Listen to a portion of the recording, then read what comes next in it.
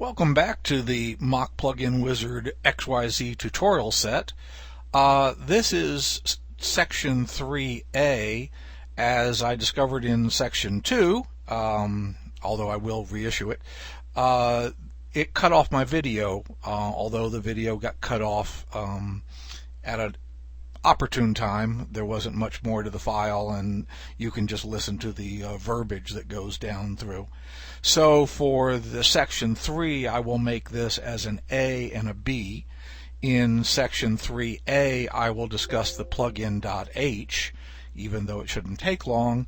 And in section 3B, I will try to get the entire discussion of the plugin CPP. With these limitations, I will also probably not wax and wane as much on some of the other functions that are called by the CPP, and let you go and look at the other sections of the tutorial that will be forthcoming on the Manage Global and the XML.NET and the dialogues and things like that. Ends up I've got a limitation that I wasn't aware of in the SWF files of 160,000 frames or something like that, and it limits me to about 24 minutes of talking in one given file. So with that out of the way, and this being a small one, I wanted to get that out of the way in this tutorial. Let's go and load our compiler and load up our project, and then go into the solution and look at plugin.h.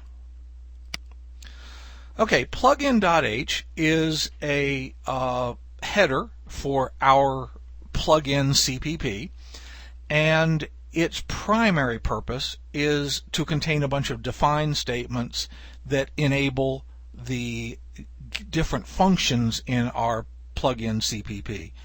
I did that so that way the template would always contain all the functions, and you would just decide which ones that you wanted to implement and comment out or uncomment out the defines of the ones you wanted to implement. Now, another thing in the .NET environment, so this next line is only included if you're using the .NET environment, is we use a thing called namespaces a lot. And I think you can also use them in the non.NET, but I'm not sure of that.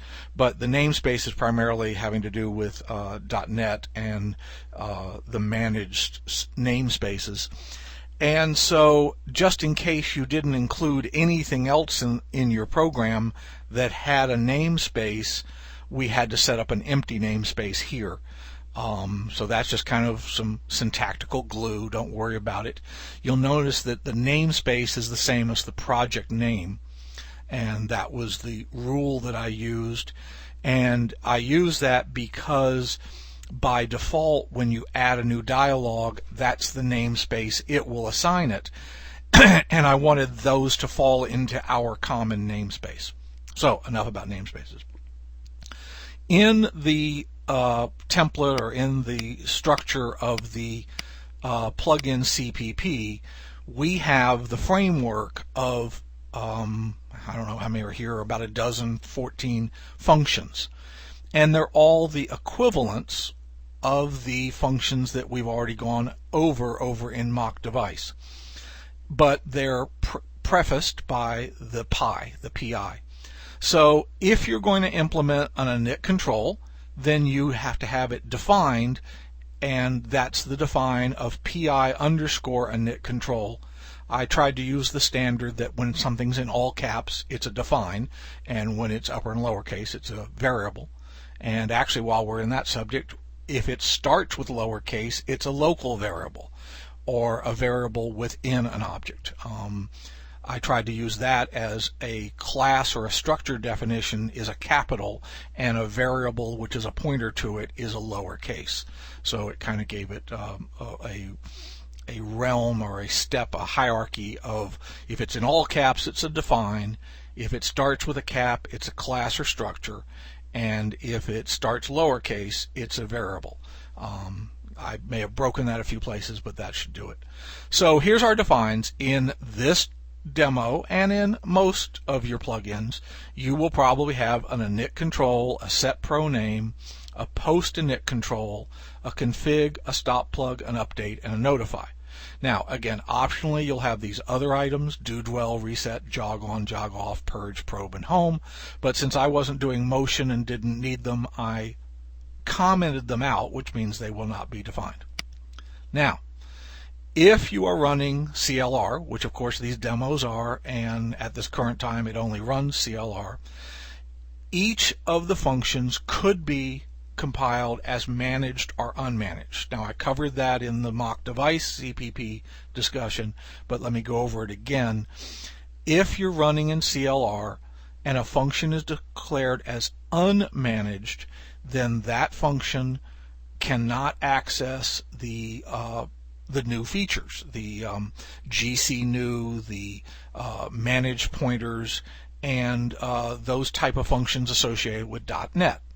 Now, if you're running MFC only, you would probably want to do unmanaged code. The other thing is, for technical purposes, is unmanaged code creates true code. The compiler generates x86 code. If you're running in managed, it generates MSIL, which is kind of a interpreted code. It's kind of like the tokenism that we used to put in basic interpreters and things like that, that is compiled at runtime with what's called a just-in-time compiler. Actually, the word compiled might be maybe translated would be a little closer word. This is how .NET works, and it does add some overhead, but the overhead is only on the first call of a function, and where the overhead will be highest will be in your dialogue type items. And since you're talking to the human out there, another millisecond here or there ain't going to make any difference.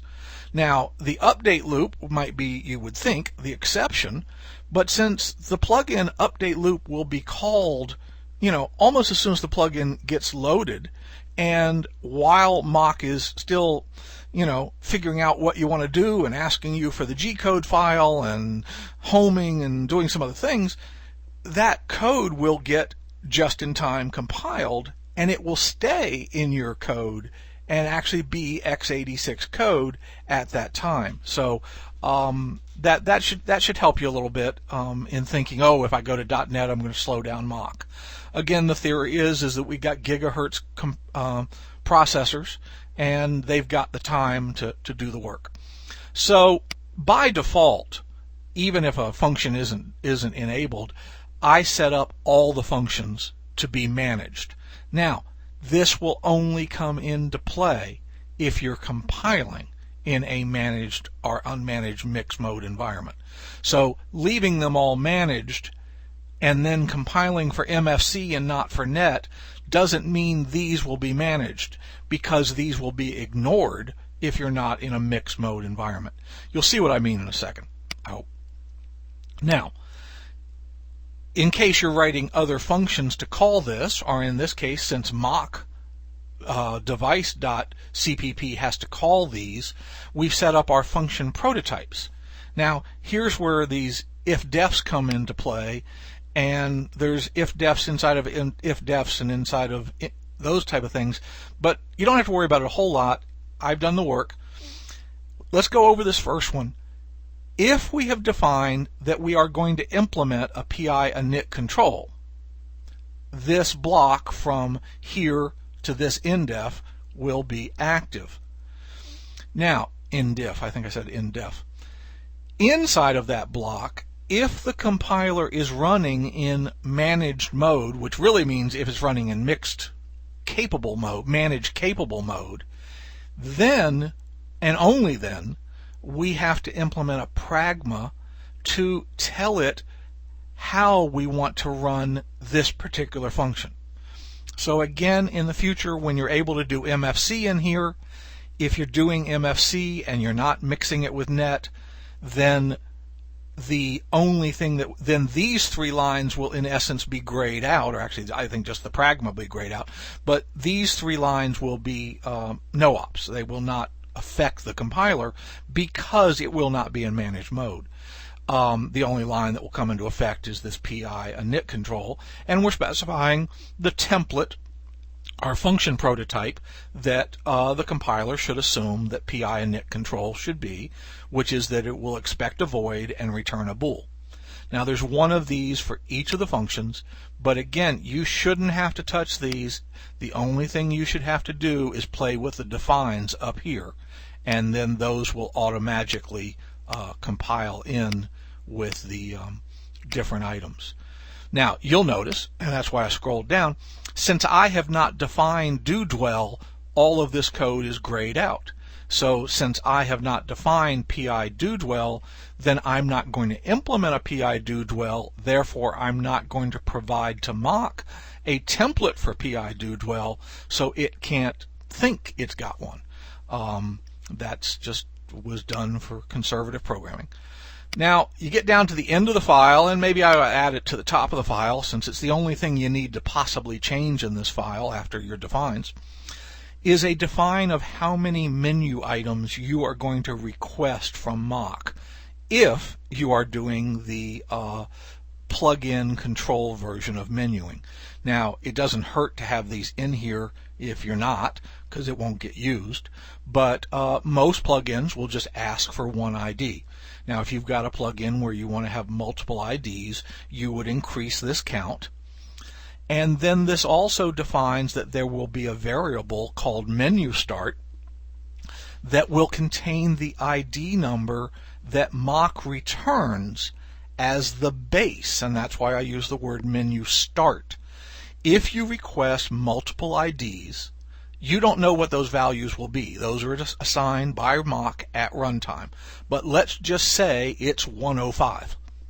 Well, if it returns 105 and you requested 3 items, then it will have assigned 105, 106, and 107. If you've only requested one item, of course 105 will be that item.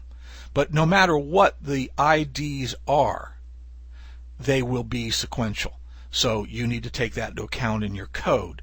So that's the end of plugin.h. As I discussed, maybe waxed and waned too much on it at the beginning of this tutorial section. Due to time limits, we will be breaking these into smaller ones. This particular one will just be on the H, and there'll be a separate one which will be called Tutor 3B, which will be on the plugin CPP. So that's the end of this tutorial. Thank you very much, and I'll see you on the flip side.